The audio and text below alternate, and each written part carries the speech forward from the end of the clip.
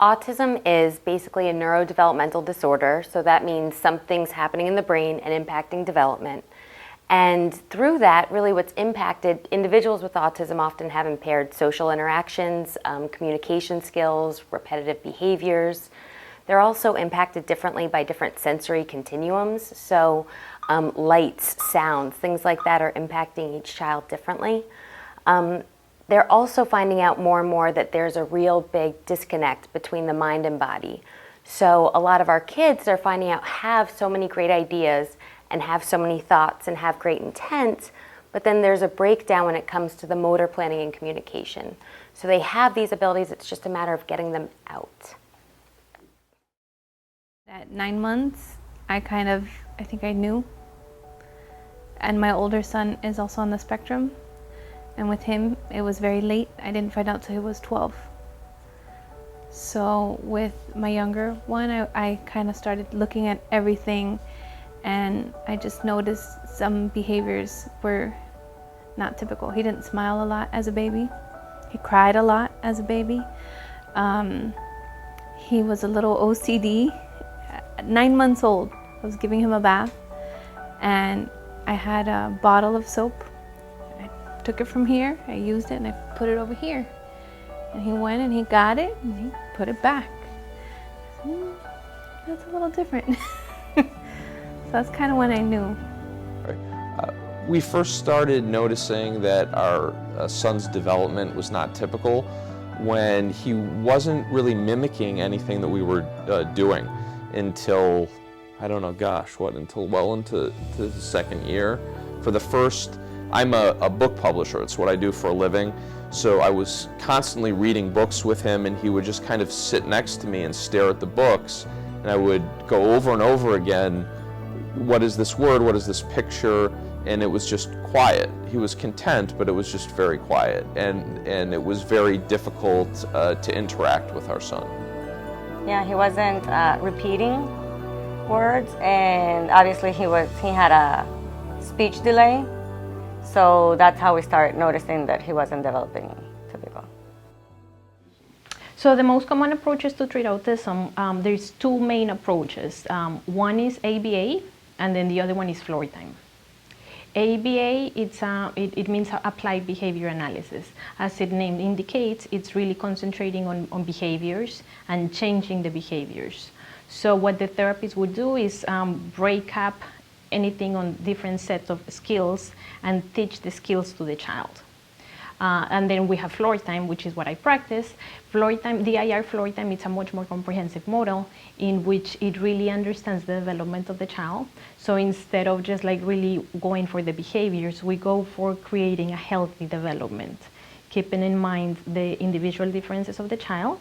So which means anything related to their sensory system, to their communication issues, to the diet, like anything that is specific to this kid, motor planning, visual spatial processing, understanding that, and then using our relationship with the child to help the child develop.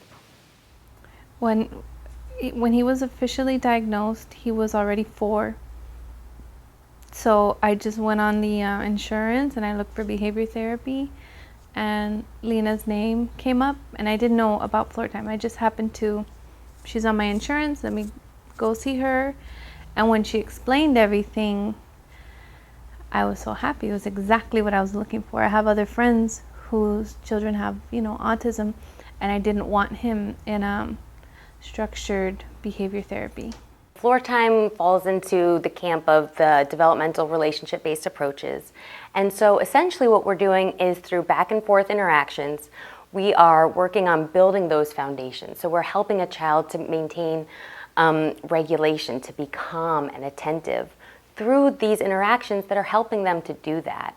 And we kind of build them up through there. Floor time is sometimes called play with a purpose, so it might look like you're just playing around, but what we're doing is in those interactions, we're teaching the child how they can maintain regulation, how they can get engagement going, work on communication skills, problem solving. So we work on all of these great capacities through interactions and by building a connection with the child, finding out what's interesting to them. And when we find out what's interesting to them, we follow their lead and we try to connect on their interests. And through that connection is where really the magic happens. There's a saying in Floor Time where you have to go for the gleam in the eye. And so that means you have to find out what that child loves, what's their interest. And really, when there's that gleam, and it sounds vague, but when you see it, you know it. So when you see that gleam in the eye, you know that there's learning happen, there's development occurring. I mean, such great things can happen, but it can't be through this sitting, rote, say this, do this type of thing. We want it to be meaningful for the child. I was very interested in floor time therapy because they look at the child as a whole and they meet them at their level, at their need, and kind of work around that. And I really liked that approach where you get to know the child and you see what they like and they feel comfortable. Just every single thing about it I liked. I found out at Meetup, that website, Meetup, and I just joined into, it was at the early beginning where we had no idea about autism, we didn't know anybody, so I just did it really to find support. And we came to the first Meetup and we really liked Lena's and Jenny's theory, so we said we were gonna give it a try. So I think the main thing that makes Floor Time different, DIR Floor Time, is that we really go for that emotional connection with the child. So instead of really wanting the child to do something for an external reward, we really want to have that connection with the child. So the child is the one that comes to look at us, for example. You know, like we, in the autism world, we really talk a lot about eye contact. And then, you know, like different approaches really try to work on eye contact as getting the child to look at you. But then what we do in Floor Time is really through that connection with the child, through that emotion, through that, you know, like really emphasizing all the gestures and the movement and making things excited. So we do that for the child to be willing or to be curious. That's a better word, to be really curious to come to you in a more spontaneous way. So instead of really pushing the child to look at you, we really do things that are more natural, so the child wants to look at you. So it's much more natural. We don't push for things to happen, but we just kind of like create the conditions for the child to want to be involved, to want to come and play with you, to really nurture that part, so it's just natural development. We were interested in Floor Time because it seemed like a very natural, holistic approach to child development. We had been working with some other different therapists and different types of therapies, and we weren't 100% happy with them. This really broke down step by step how a child develops, and it seemed like a very natural process and a very intuitive process, and that's what we were missing with some of the therapies and therapists that we were working with. Another good thing that we liked about Floor Time is that it really taught us how to interact the way that our son wanted us to interact with him. And it really, after we learned that, we were able to connect better with our son. It's one really wonderful thing about Floor Time for us was that when you have a child that's not developing typically, you feel at a loss as a parent, because most of it, you have the stereotypical idea of the child kind of being a sponge and following their mother or father around and doing every single thing that they're doing and copying them, and being interested in what they're doing. And when you have a child that really doesn't show much interest in what you're doing, as a parent, I felt very terrified, because I didn't know how to go into his world and help him get interested in the outside world and people and how to socialize. And that's what Floor Time really does. It gives you tools on how to reach your child where they are, how to understand where they are. I mean, I didn't know anything about sensory processing difficulties, and I've learned through Floor Time, I've learned a lot about it, and then how to establish a relationship and how to get his interest. When I brought him, he was having a really hard time with changes in routine. He was very rigid, and he would get very frustrated and scream and melt down. So it's been a year since then, and now he tells me his feelings. I feel angry, I feel sad, I feel tired. He wouldn't do that before. He would just scream and cry, and I knew something was wrong, but I didn't know exactly what. And he's more easygoing. He's more willing to talk to people. Before, he didn't like parties. He didn't like being around a lot of people. Now we go to parties, and he might kind of be by himself, but he's okay with everybody else being there. So one time you were at Dylan's house, and it was the summer, you were swimming? What was happening? I wasn't swimming. My brother was swinging me, and he told me to jump, and I was right in the air, and it was really high.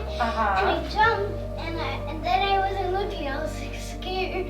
So then I landed, and I thought I landed in the pool, but I went, and I landed right on this farm, and I had 3 or 4 bruises on my bone. Yeah, we've noticed a lot of changes from floor time. Joint attention is the biggest one. Our son just really wasn't interested in interacting with us, with people in general, and he's got an enormous amount of joint attention right now. He's interested in what we're doing all the time. His social skills are emerging because of floor time, but it's a constant work in process. We're still learning about how to expose him to good situations, how to interact with him so he can progress in his development. I think overall we've all changed ever since we started floor time, and I think we've all learned how to connect with each other, and obviously we've seen he's a lot happier. So we really know that there's progress being made when we can start sustaining interactions more and more. So often we might meet a child and we might have an interaction for about 3 seconds, maybe 2 back and forths, and then the child leaves. And then the next time it's 4 back and forths, and then it's 5. So what we want to do is we want to try to sustain these back and forth interactions and really keep that connection. And soon we want the child to be initiating. We want them to be asking for more. We want them to be telling us what they want to do. And really when they start initiating, that's when you know something incredible is happening. And every child's on a different level, but I think as long as each day you see a slight improvement, and I mean, it can be slight. It can be we had 3 back and forths, the next day 4. It could be the child pulled over a chair and reached up for their favorite toy for the first time ever.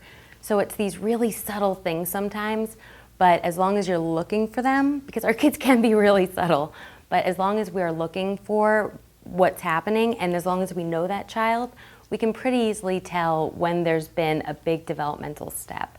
And then, you know, it's fun and exciting to celebrate that, and we have to celebrate that and let the child know that we acknowledge that, and then they want to do it more and more, so it starts to have a nice little pattern. I would say that when your child's first diagnosed with autism, it's terrifying as a parent. The first step really is to get yourself in therapy to be able to deal with it. That's the first step.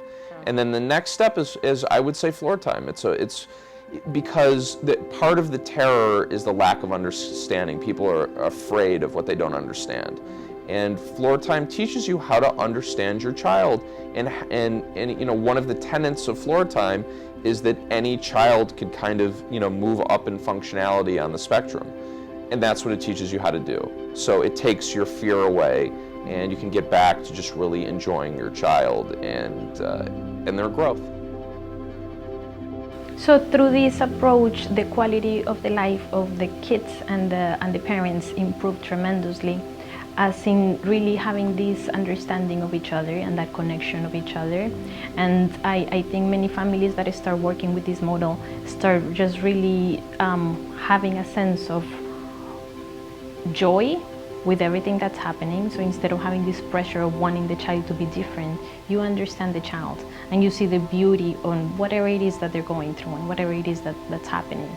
So instead of just really having this pressure of wanting your child to be different, when you start where the child is and just start connecting with the child, you know, whatever it is that we're doing, clapping hands or looking at the sky or putting the hands on the floor, if we start having these moments, cherishing those moments together, that on itself is quality of life.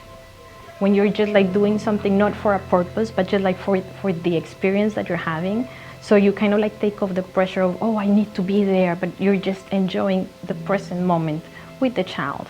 And I think those moments are so important for both for the child and for the parent, because it's just natural development, you know? So instead of just like really thinking like, oh my gosh, we gotta go to therapy and do this and, you know, get the child to do this. Many parents may have that in the back of their mind, but there is still finding that moment to just enjoying life with their kids.